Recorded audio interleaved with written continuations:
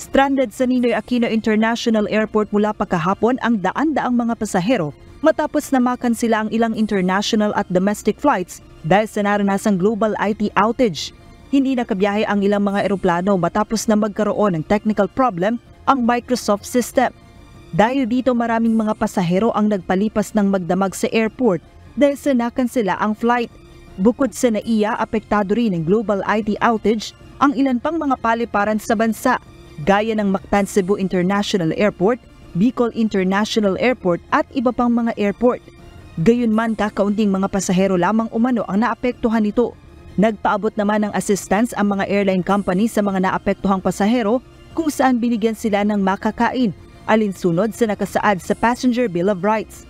Automatic po yan, basta may mga stranded passengers, sinusuportahan at ang mga airport managers, activated yung ating mga standby medical team at saka yung malasakit help desk para mabigyan ng ma-address yung kailangan ng suporta ng mga pasahero. Maging ang Department of Migrant Workers, nagbigay rin ng assistance sa mga overseas Filipino workers na kasama sa mga na-stranded sa NAIA. Personal silang pinuntahan kagabi nila DMW Secretary Hans Leo Kakdak at maging si Overseas Workers Welfare Administrator Arnel Ignacio. Bagaman sinasabing naiayos na ang nangyaring aberya, sa ngayon ay kanselado pa rin ang ilang flights. Base sa latest advisory ng Manila International Airport Authority na siyang nangangasiwa sa operasyon ng NAIA, may 48 flights ang kanselado as of 8 AM ngayong araw. Karamihan dito ay pawang mga flight ng Cebu Pacific na biyaheng Incheon, Bangkok, Ho Chi Minh, Taipei, Shanghai, Jakarta, Hanoi at Denpasar. Gayon din ang ilang domestic flights kabilang na ang biyahe ng Tacloban, Puerto Princesa, Cagayan de Oro, Lawag, Iloilo, Dipolog, Butuan, Katiklan at Cebu. Maging ang ilang flights ng Cebgo na biyaheng Legazpi, Albay at Cebu ay kanselado rin. Pati na ang ilang domestic flights ng AirAsia at ang Manila to San Francisco flight ng United Airlines.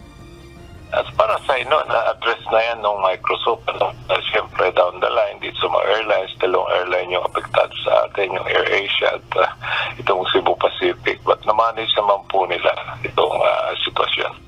Samantala, ilang mga bangko rin sa Pilipinas ang nagkaproblema kahapon dahil sa global IT outage. Pero makalipas ang ilang oras, ay nagpalabas rin ng advisory ang mga bangko at sinabing balik operasyon na ang kanilang system.